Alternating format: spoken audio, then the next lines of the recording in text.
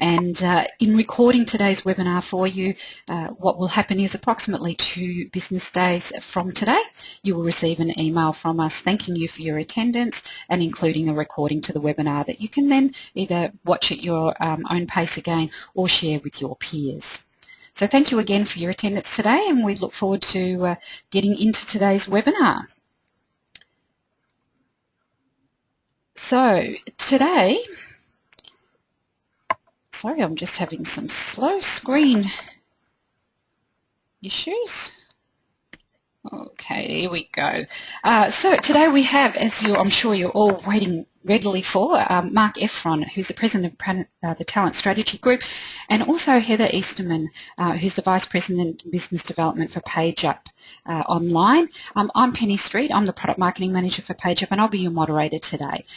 Welcome, Mark, and welcome, Heather. Thank you. Thanks very much. Okay. Now, as you all would be aware, Mark doesn't really need much of an introduction, but I am going to do that because I'm very excited to have him with us today. So Mark is, apart from being the President of the Talent Strategy Group, he's also author of One Page Talent Management, co-author of The Leading Way. He's co-edited some human resources in the 21st century and has written chapters in 8 management and leadership books. Is the founder and publisher of the Talent Quarterly magazine.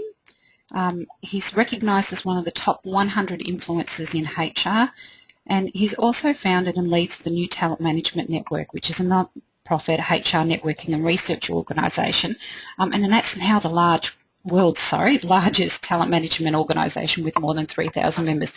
So now you can see why I am so excited about the opportunity for us to have Mark to speak to you today. And I'm now going to stop talking. I'm going to hand over to Mark and Heather, and they'll take you through today's webinar. So thank you, Mark. Great. Thanks, Penny, and thanks to everyone. I'm just going to click over and show my screen. Just take one moment here. And I really appreciate all of your time today. I know you all have busy schedules, and that carving an hour out for a webinar is a small luxury. So thanks so much for taking the time to talk about what hopefully is a topic that is both meaningful, but also, if you're like most HR practitioners or most folks who have to deal with performance management, a somewhat frustrating topic in that it seems to be one of those processes that try as we might make it work better, it continues to challenge us. And that's what we wanted to talk about today, is how do we radically simplify this process so that not only is it far less painful for people to participate in, but hopefully it actually drives our mission forward and allows us to serve our students and our professors and our administrators in a way that is appropriate for their needs. And I think the great news in starting out is just to recognize the fact that you actually do have the power to make this process work, meaning that you have the power to make things very good, or if you try really hard, to make things great, and if you do a stunning job, to actually make things incredible. Because we have in our field, the field of human resources, really great guidance from both the science and the current practice for how to make things like performance management work far better than it does.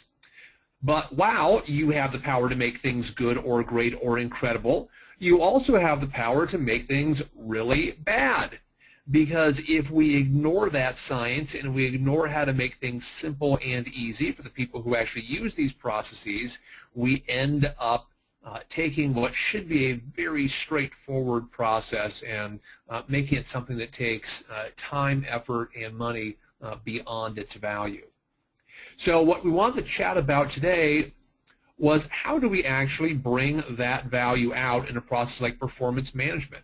And we're going to talk about that from a few different perspectives. We're going to talk about that from a science perspective. So what does the hardcore academic research say about how to make performance management effective? We're going to discuss that from a simplicity perspective. So how do we radically simplify these practices so that people will actually use them? And we'll dig into performance management specifically and talk about what are some of the the areas that you should be focusing on to ensure that you're not only working with the appropriate science, but that you're making this process unbelievably easy for others to use. But before that, we're going to start with a quick poll. We really wanted to understand from you what's getting in the way of performance management working well. And so we'd love to hear from you. What are your organization's most challenging areas in performance management? You see your 5 choices there.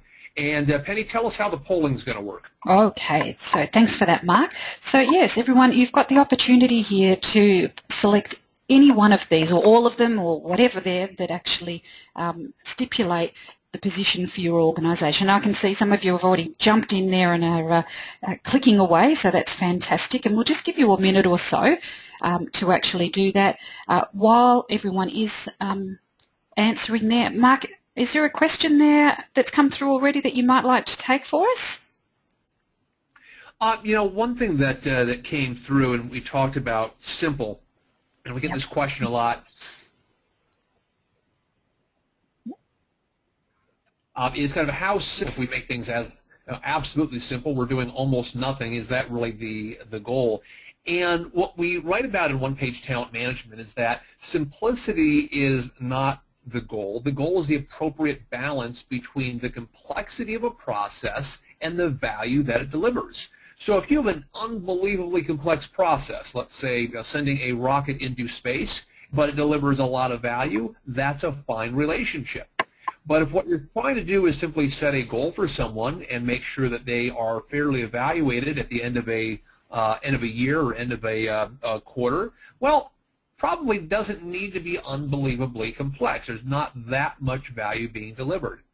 And so while we want to get to the simplest possible outcome that meets our goals, reducing things to their absolute simplest state isn't our objective. It's to make sure that if you're adding complexity, you're adding commensurate value that is greater than the effort you're asking. So basically, the outcome you want is if you go to the average manager, they're going to look at a process that you ask them to complete, and they're going to say, I get more out of this than the effort I have to put into it. That's a fantastic explanation of the difference between simple and actually what is required and is going to make a difference to the business. So thanks for that, Mark. I'm now going to share the results.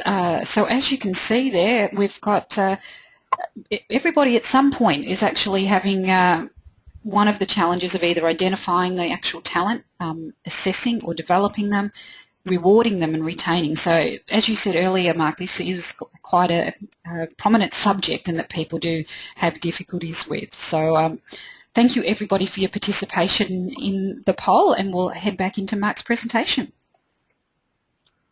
Thanks, Penny, and obviously all of you are having the exact same challenges that lots of other companies are having out there. And maybe just to level set for a moment, it's interesting, my clients are primarily larger global organizations, and most of them have the resources, both financial and people, to make something like performance management work.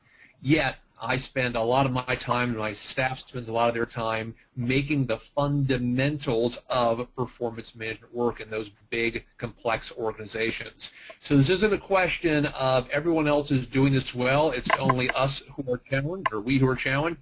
Everyone is struggling with this. So let's start this discussion with a short story. If any of you have read One-Page Talent Management, you know the story. Please don't share the answers with others. This short story begins with a leading business magazine publishing what it says is conclusive research that if a CEO makes and serves cake to his or her staff, that engagement will increase. Humor me on this one. 2 CEOs read the article. They're convinced that if they make and serve cake for their staff, that engagement will increase, and they both want that to happen. But neither of them has ever made a cake before.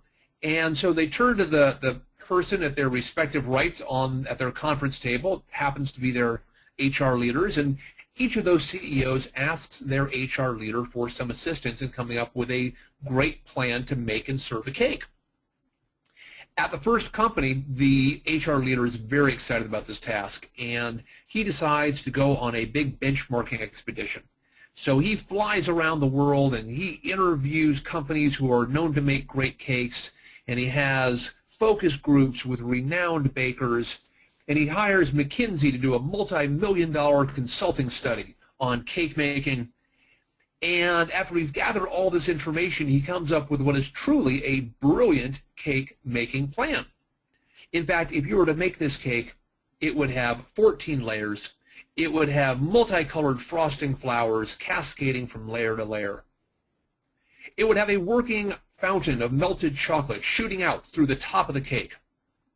And it would have cut-out panels around the outside of the cake through which, if you shined a light from the inside of the cake, would project the company's values on the walls around the cake. Truly a world-class cake. And so on the day that it is the HR leader's turn to present this cake-making plan to the CEO, he gets a big push cart, and he loads off onto that push cart 212 ingredients, 38 pans, a 400-page instruction manual, and an industrial-strength oven. And he pushes this into his CEO's office and says, "This, Mr. CEO, will allow you to make a world-class cake." And the CEO certainly sees that the HR leader has made a lot of effort, but this looks a little involved, and he asks the HR leader if possibly there's another way of doing this. He is certainly committed to the core business goal of making and serving a cake, but was interested in perhaps a different way of approaching it. And the HR leader looks at the CEO and sighs and rolls his eyes and explains that he has benchmarked all of the best companies around the world, and in fact, this is the same cake. The CEO thanks the HR leader for his efforts. He shows him from his office. He looks at what's laid out in front of him, and as committed as he is to the core business process of making and serving cake, to increase engagement, he knows there's no way he's going to make this cake. He doesn't. Engagement decreases, the company suffers. Now, over at the other company, the HR leader is just as excited about this task, but she decides that instead of going on a big benchmarking trip, she's going to go back to the core science of baking to understand make sure she really understands what's required to make a cake. And in doing that, she finds that there are only 7 ingredients required to make a cake, and so she gathers those 7 ingredients together, and she's about to walk into her CEO's office when she thinks to herself, even with these 7 simple ingredients, my CEO is going to mess this up somehow, so how can I add some value to this process? She looks at the dry ingredients in front of her, the flour, the sugar, the baking powder, and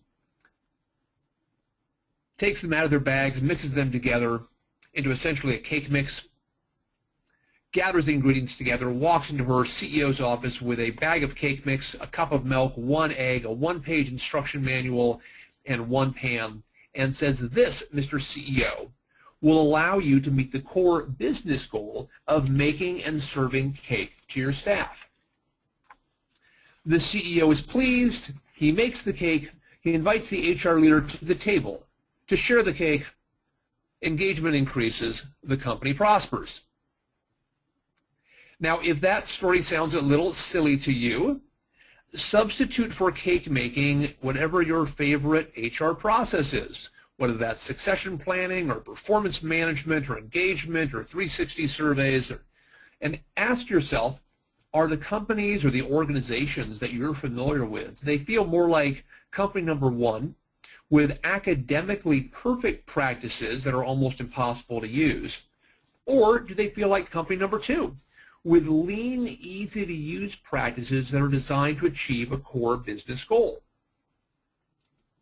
Well, the challenge is, if you ask a lot of CEOs and other senior organization leaders that question, they'll tell you their companies feel much more like company number 1. Some of you might have seen in the recent Harvard Business Review, actually probably middle of last year, Ram Charan, one of the world's leading advisors to CEOs, wrote an article called "It's Time to Split Up HR." And in that article, he said that that while he used to be a big fan of HR, his clients, excuse me, who are the CEOs of these big, complex organizations, have become so frustrated with the department that they would rather just split it up and hand it off to finance people and operations people to run. So there are a lot of organizations out there where senior leaders are very frustrated. And it's interesting, even when you ask board members, you see that same frustration. Boris Groysberg and Deborah Bell at Harvard asked a large group of board members a few questions about how talent was managed in their organizations. They asked, is your company effective at assessing talent? How many people said yes? Not very many, 12%. They asked, well, what about developing talent? How good are you at that? 16%. What about rewarding talent? Well, we have a slight increase, 23%. But in general, these board members are saying they're not happy with the way that talent is being managed in their organizations. Now, those findings are a bit surprising because in theory, talent management practices should work because we have a lot of things going for us in this field. We have conclusive science, meaning we have unbelievably deep research about how people and organizations work together that tells us in many cases exactly what we should be doing. We know that implementation works, meaning we know that if these practices are implemented, you get great business benefits from them. If we implement 360s the right way, we can change behaviors. If we implement succession planning well, we have smart, warm bodies available to take the roles when needed. If we implement performance management well, we can drive higher organization performance. So we know that implementation works. And I'm going to guess that in your institutions, you have some very ambitious managers with a full list of things to do. And if you went to them and said, here is a solution that adds more value than complexity and will help you to achieve those goals, that those managers are going to gratefully accept that tool or process. So we have a lot of things going in our favor that suggest that talent management practices actually should work. So what if we, instead of building out these practices in the way that many of us were taught over the past 20 or 30 years, what if we did this? What if we started by identifying the organization goal we're trying to achieve, not the HR goal, meaning performance management doesn't have an independent right to exist. It's a solution to a problem. So let's start by saying, what's the problem we're trying to solve? And then ask ourselves, is there any science that already tells us what factors will help us to solve that goal most effectively? Is there any hardcore science that's going to help? And then let's radically simplify that solution. Instead of saying how big and complex and involved can we make the process, let's challenge ourselves and ask ourselves, how few steps could I build into a process and still have it work well? Or how little data might I need to have and still make a smart decision about someone? And then how do we add value? Go back to that cake mix example. How can we take a complex process, maybe that's an engagement survey result or a 360 result or organizational metrics, and how do we apply some of that cake mix thinking to give that manager this information in a format that they can actually use? And then finally, how do we think about adding in both accountability and transparency? I'm sure this has never happened in any of your organizations, but in some of my client organizations, managers don't always focus as much as they should on setting good goals or on coaching people or in conducting very thorough reviews. And then how do we make sure that these processes and the outcomes are transparent, that people know what the process is, why it's been designed the way it has, and how it impacts them? If we did that, then we'd end up what we call one-page talent management, which really simply says that we should focus on science-based simplicity. So let's understand what the core science is and figure out the simplest possible way to implement it. Accountability, as I just mentioned, and being very transparent with these practices. Let's start with simplicity. And as I'm chatting, please type in questions into the question window. I may hit some of them as we go along. If not, I'll pause occasionally to take any that come in. But as Penny mentioned, we want to make sure that you get your questions answered. So please, at any time, type those questions in. I have that question window open. Let's start with simplicity. And let's get you interactive again. I'm curious to know, speaking of the science, which of these statements that relate to performance management are actually scientifically proven to be true. And by scientifically proven, I mean there's been good academic research that has come to a reasonably sound conclusion that these statements are actually, in fact, correct. So, Penny, I'll hand it over to you. Thank you, Mark. Okay, so I'm going to leave up on the screen just for a moment the actual poll questions there for you, because when I launch the poll, it'll actually truncate some of those questions for you, unfortunately, because we had character limitations. But you'll be able to select any of the statements here that are true. So the first choice, employees achieve higher performance when they set their own performance goals. If you give someone harder goals, they will work harder to accomplish those goals. Self-assessments of performance more accurate than peer assessments, but less accurate than a manager's assessment. And greater career success comes from developing one's strengths rather than improving one's weaknesses. So as you can see, I did have to truncate those just a little bit there. So that's up and open. So if everyone could start selecting any of these, so it's again a multi-choice of these answers that you think might actually be the scientifically proven aspect. So Mark, have we any other questions there that you might want to answer while everybody goes ahead and answers this poll? Sure. One of the interesting questions that came in was, how do you keep people motivated in between performance cycles? So obviously in many organizations you set goals at the beginning of the year and you review goals at the end of the year. What can we do to make sure that people are motivated and engaged during the year? Well, I think there's probably 100 different things, but one thing I find is a very simple but structured way to ensure that people are having regular check-ins about their goals is what I call a 2+2 conversation. And a 2+2 conversation is literally this simple. Every manager is asked to spend 15 minutes once a quarter with each of their employees, where they have a conversation where they talk about two things that relate to achievement against goals to them. So if I had 4 goals, a manager can say, hey, here's an observation on goal A and an observation on goal B.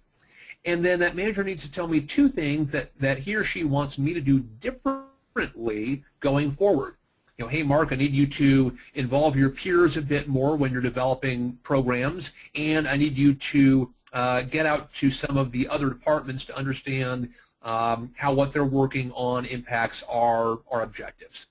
So 2+2 conversation, the goal there is just to make it very, very easy for that busy manager to have a conversation that is relevant, meaning that it hits on our goals being achieved or not, but also developmental, forward-looking suggestions, not beating somebody up for what they haven't done, but forward-looking suggestions for what I could do differently going forward to be even more effective. Magnificent. Great. So that's all about coaching, isn't it? It really, and which is one of those things that most managers say they do, most employees say they don't, and that we need to find some good common ground where it doesn't take a ton of effort on the manager's part, but there's value delivered in a short period of time. Definitely. Okay. Mark, I have a question for you. Sorry to interrupt. We get this question a lot from our higher education customers. They go through different processes with different types of employment. So if they have a faculty approval process and then they have a staff, they have different ratings for different types of people. In making things very simple, is that something that you would streamline, or would you keep them separate? Well, I think the key question there would be, are they each measuring the same thing? If they're each measuring the same thing, but they're simply measuring different people, then ideally we should have a common measuring stick. So if we're measuring everybody on goal performance, we shouldn't say, that some people are measured on a good, better, best scale, and some people are measured on a 1 to 25 scale. We should come up with a common metric where we say there is a standard, or there are a set number of standards of performance that we're going to hold everyone accountable to.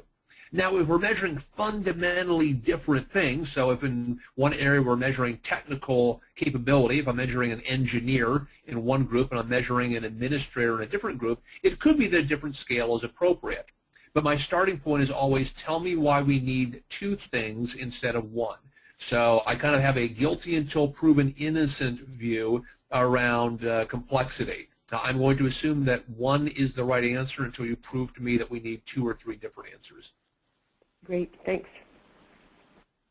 Okay, great question there, Heather. Sorry, Mark, I was just going to say, so here's the results, and I'm going to hand back to you because it's very important that you take us through which of these scientifically proven statements are true. Sure. So all of these are things that I, as an HR practitioner, and my background is I've been a head of talent or a head of HR at larger organizations like Bank of America and Avon Products. These are all things that until I wrote One-Page Talent Management 5 years ago and did the research, I would have said each of these is true. Let's talk about what science says. Employees achieve higher performance when they set their own performance goals. Nope. The research would say that employees are going to perform at the same level whether they or their manager sets goals for them. And it's some of the strongest academic research out there. I would have argued vehemently that this was true until we did the research. And it kind of points out the value of knowing some of that core science. So whether my manager sets my goals for me or I set my own goals, the hardcore academic research would say equal levels of performance. If you give someone harder goals, they will work harder to accomplish those goals. Absolutely yes. We are hardwired to respond to additional challenge with additional effort, up to the point where either I don't see any benefit to myself to putting in extra effort, or I'm just physically unable to put more in. But this goes back to how much should we stretch people in their goals. The science would say we should stretch them a lot because they're going to respond in a positive way to that. Self-assessments of performance, more accurate than peer, less accurate than manager. Unfortunately, all of us are wonderfully delusional about our own capabilities and performance. We are the least accurate assessors by far. Everyone who works around us can more accurately assess our performance than we can. Now, this should have some interesting implications for why would we have self-evaluations built into performance management, 360s, lots of similar instruments. And one that's certainly in the press a lot and has sold a lot of books, greater career success comes from developing one's strengths rather than improving one's weaknesses. It's always challenging to argue with people who have sold millions of books, but I can say conclusively there is absolutely no science to suggest that this is true. It has not been disproven, so this is not that someone has researched this and proven it's wrong, but the only research, and I'll stress research, not science, around this is just straight out of Gallup, and you can either say, hey, I believe it, that's great, or you can say, no, I want harder science to prove it. But right now, this, in my belief, falls into the interesting idea with absolutely nothing that suggests it works. Now, the challenge here is that you were, each of you was probably right on some of those answers and not right on others. But you have, if you've designed anything around performance management, have likely used your beliefs to shape that design. So if you did have any wrong answers, we should think through how would those answers affect your design. And it really reinforces the message that we need to start with that hardcore science, not just kind of looking at the latest study that came out from a Burson, or what are consulting firms trying to push on me as a product, or fads like rating list systems, easy answers. So to the extent we know kind of the quote-unquote truth walking into our design, we're going to end up with a process that has a much higher odds of working. So that's a little bit on the science piece. And to me, science does not equal the latest fashion or fad, and there are a lot of them out there. Rating lists is a big, big deal right now. I'll have an article out on this in about 2 weeks now, and I'll make sure that the PageUp folks get it out to each of you. There is zero science that suggests that ratings are a bad thing. Ratings are simply a tool. They can be used in many different ways, but there seems to be kind of a breathless pursuit of rating list systems, and we found a lot of problems with them in my consulting experience, mainly that we say rating list because we take away a performance rating, but in many of the organizations where they've installed these, people still get different bonuses, which means that you're still getting rated. We're simply not being as transparent with you about what you're being rated for. Should each reference in this morning's Wall Street Journal, where it talked about the challenge with ratings, and it had a snippet about Intel and how the HR team at Intel had practiced rating list processes on their own HR teams and got very positive results, and went to the executives and said, we'd like to use it everywhere, and the executives said, no thanks, we will keep our ratings. So there's a lot of challenge around rating list processes. I would suggest it's a choice. It's not a destination you have to get to. And there are other things that have been noisy lately, crowdsourcing ratings or simply throwing out performance management. The science would say that people who have goals perform at a higher level than people who don't have goals, flat out. So taking performance management away entirely is kind of a silly idea. Now, when we say simplicity, we don't, to my earlier comment, it's not because there's any beauty in simplicity by itself, but because we believe that simplicity leads to implementation. To the extent that something is easy to use, it's much more likely that someone is going to use it. And as I mentioned earlier, the trade-off is really between value and complexity. What we want to have happen is we want anything that we design to clearly show more value than effort required. And it's a fairly straightforward equation, and I'm sure you're all, or each of you is a rational person. You can understand how if someone came to you with a product or a tool or a practice and you said, this will make my life better and it won't take a lot of work, you'll be much more likely to use it than the converse. So how might we apply all of this science and simplicity and accountability and transparency to performance management? Well, let's start with the business goal in mind, as we talked about earlier. And we'll say the business goal in this case is just to align employees' efforts or an employee's efforts with the needs of the organization. And we have really good science to help us understand how to do that. We talked about harder goals giving higher results. We talked about the fact that it doesn't really matter who sets those goals. And there's actually even good science that says that a few goals are going to result in higher performance than many. Very clear science, and if we simply follow that science, we probably end up with a very well-designed process, avoiding any of the potholes along the road. But for some reason, we like to put in all sorts of other stuff along the way, from lots of objectives to rating goals to fancy labels to impossible to use technology, and that gets in the way of that core business process of align an employee's efforts with the needs of the organization. So how do we get around that?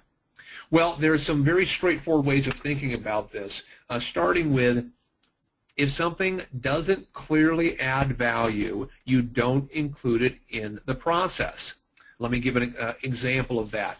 Rating labels. Rating labels are something that many organizations spend lots of time and many hours coming up with the cutest rating label they can that will offend no one and try and convey a meaning. Now, most of the time those labels become what I would call crutches for the manager. A recent example, I had a client who had a 3-point performance rating process. The middle label was valued contributor. And valued contributor ran from being a 25th percentile performer to being a 75th percentile performer.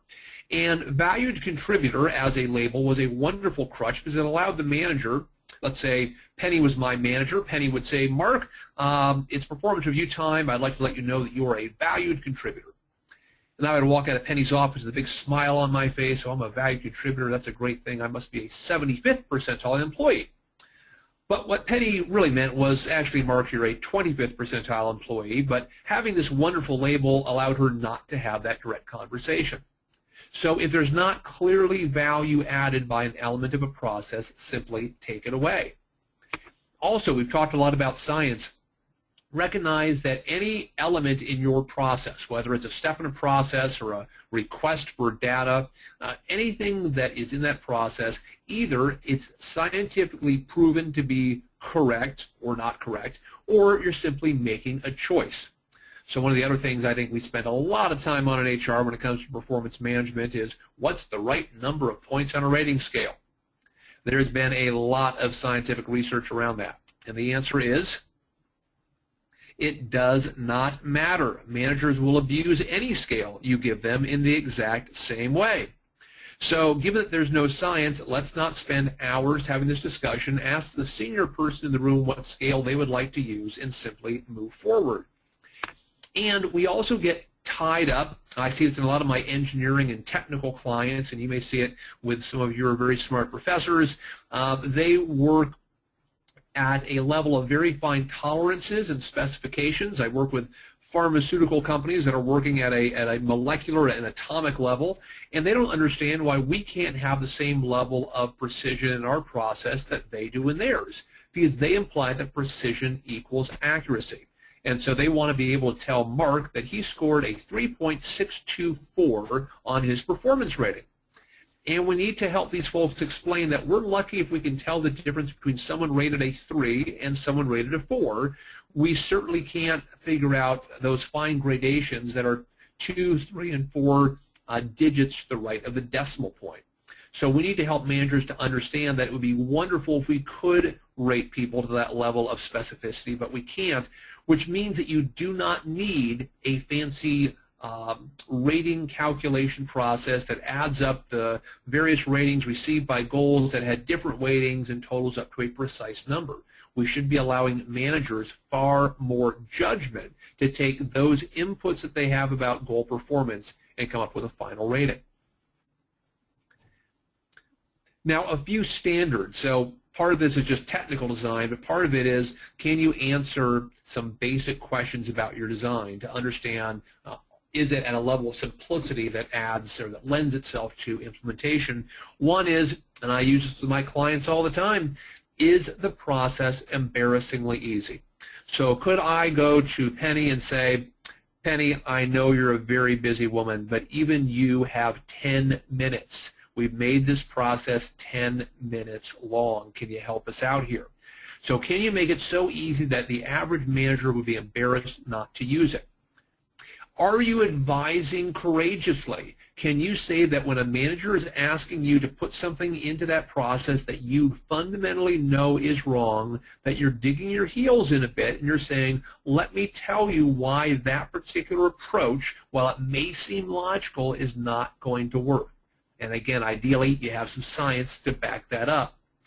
And is there, long word for me, 2 long words for me, consequential accountability? Is there consequential accountability in the process? What do we mean by that? Consequential accountability means that something good or something bad has to happen to someone if they've engaged or not engaged in a part of the performance management process. So I conducted a survey as part of the New Talent Management Network last year.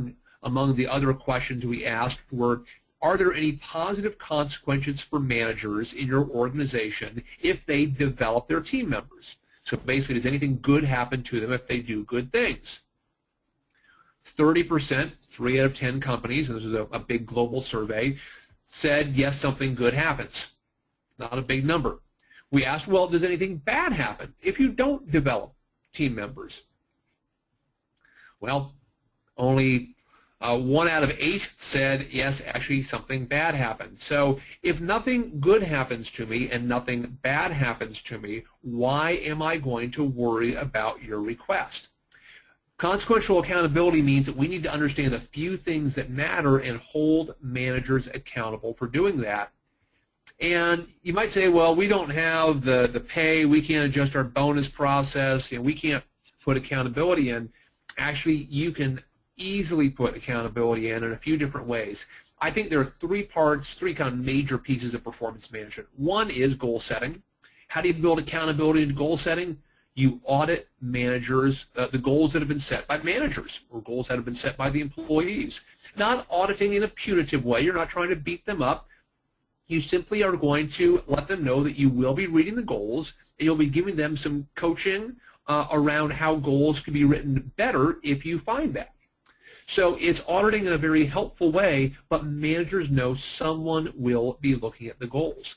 Another great fast audit is what I call 2-level up auditing, which is simply that you show the manager of the manager a list of all the goals set by the direct reports. That would now be 2 levels down, and it's probably 100 goals, but that manager could read through that list in 15 minutes, checking off, saying, well, that goal isn't aligned to what we're trying to do in the organization, that goal is missing a metric, that goal feels sandbagged.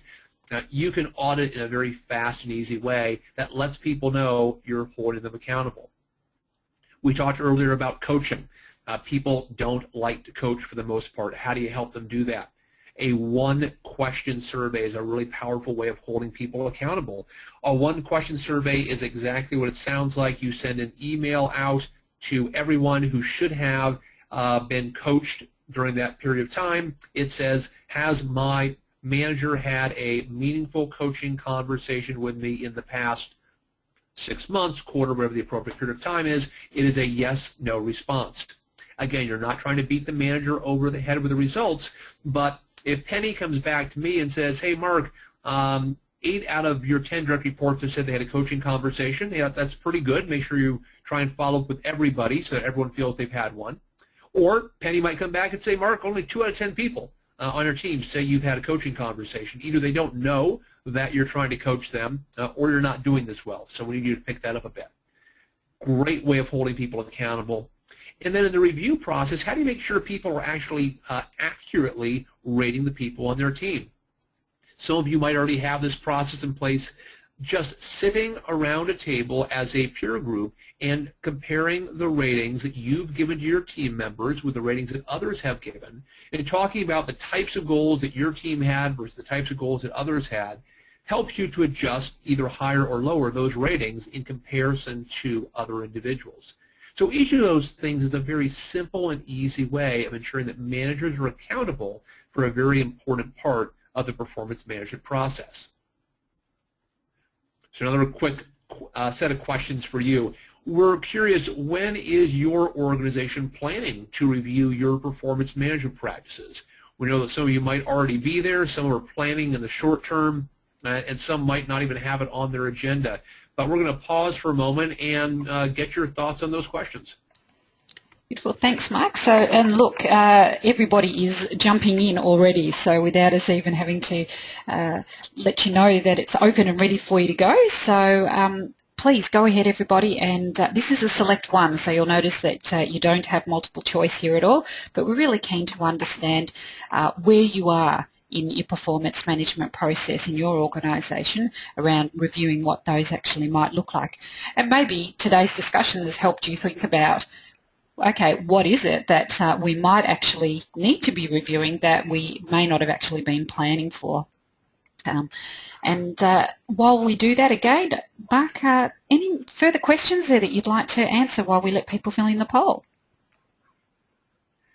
One question in relation to what we were discussing around ratings was not every organization accepts ratings. At some organizations, they are taboo. If our organization doesn't allow ratings, how can we still measure people? Well, the first question would be, is it that they don't want a numerical rating, they don't want a label? Can you still have a conversation where there is a choice of outcomes, meaning, can I be told I'm good, better, best, a 1, 2, 3, achieved goals, didn't achieve my goals. Is there any possibility of categorizing or differentiating people? If so, it might simply be that some people simply don't like numerical ratings. Other people don't like ratings that have a more descriptive title. So first question might be, is there a way you can still categorize people in a standardized way to help give clear messages about their performance during the year? If not, then can you structure a conversation around specific categories? Meaning there are 3 things that we want every manager to speak with their employee about, and they are X, Y, and Z, so that you at least provide the framework to that manager to say, your job is to deliver a clear message in these 3 areas. And I know that the rating lists trend is very popular right now, and so I understand that might be a challenge in some organizations. I would, to my earlier comments, ask you to really dig into what's behind that, and not bully ratings as, or not label ratings as kind of the boogeyman in performance management, when really ratings are simply a tool. They serve a purpose, and if they're appropriate for your organization, then that's just fine. Magnificent, thanks for that. So let me just share the results there, and this does not surprise me, and I'm sure it doesn't surprise you at all, Mark, why people would be on today's webinars, because they're actually reviewing their performance management practices either at the moment or are planning to. So they're looking for tips around, we're in the journey, how might we actually be doing this a little bit better maybe, or let's get prepared for doing that in the next 6 to 12 months. Fantastic, and it's great to see that so many people are leaning in towards this. I'm not surprised, not just because of your webinar attendance, but because this is still a very hot topic. And I think it certainly also suggests, if you're already reviewing the practices, starting to involve people who could support technology is a critical aspect as well, because you don't want to get your process too far out ahead of how you're going to support that process from a technology perspective. Exactly. Okay. Fantastic. Let me just advance here. So that's the content that we had for today. We know we filled up a lot of an hour here, but we'd sure love to hear any other questions that you have about performance management, topics we've talked about today, or even if we haven't hit on that particular topic within performance management, just any other questions that you have.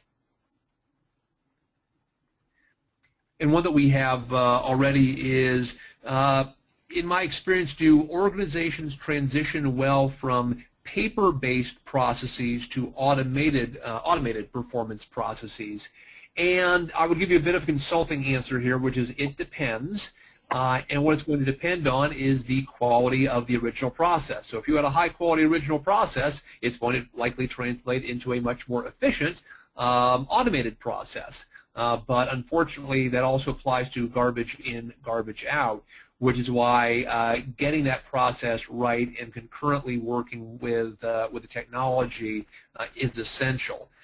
So I do see a lot of organizations who have what I call paved the cow path. So simply taken the kind of meandering process that they built and found a way to automate it. Now they simply have a fully automated cow path, which doesn't make anybody much happier. In fact, oftentimes it's even more difficult to use once it's been automated.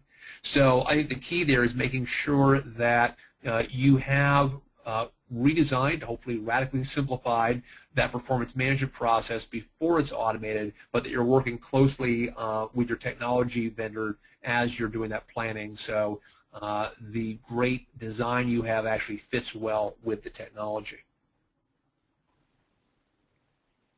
So Mark, I have another question for you. A lot of the schools that we work with, they pay based off of tenure, not performance. So have you faced that, and how do you keep people motivated during the performance review process if they know it's not tied to a future raise? Sure. So it's a great question, since oftentimes we see one of the primary benefits or primary purposes of performance management to be to determine either base pay or determine bonus for the year. What it would suggest is if that evaluative component is not going to lead to as meaningful of consequences, then it should probably shift the conversation to much more of a developmental conversation. Because if I know that you're not going to pay me differently and I'm not going to get a bonus depending on what I did, then you telling me I was good last year or not good last year, so that backward-looking view, really isn't going to be that helpful. It's probably more helpful to say, kind of based on what you achieved last year, let's figure out how we can adjust either your performance or behaviors to be even better going forward. Now, I would suggest that is an approach I would use only when there are no consequences from your prior year's performance. But if you're in an educational institution where those pay scales are set by the government or tenure is in place, then I would definitely shift that conversation to be more about how do you become an even better contributor going forward, both from a performance standpoint and a behavior standpoint. Great, thank you. Okay, well, look. One other question that popped in was... Go ahead, Mark. Oh, sorry, go ahead, Penny. No, if you've got another question there, let's take it. Yeah, the last one that I have that came in was, do organizations that have simple performance processes outperform their competitors? And while I would love it if there had been some great scientific research done on this, there hasn't yet. So all I can say is that I think intuitively we know that when managers have to exert less effort and they get better results, they're generally happy. So I think there's an engagement component, and if managers aren't spending 10 hours on a process, they're spending 30 minutes, then we're going to assume that those collective 9.5 hours are going to be able to be dedicated to something that will benefit the organization. So while we don't have any hard science yet, what we are doing is we are helping to, one, save lots of time, two, make a process, hopefully if not engaging, at least far less disengaging than it was in the past, and those are all pretty positive outcomes.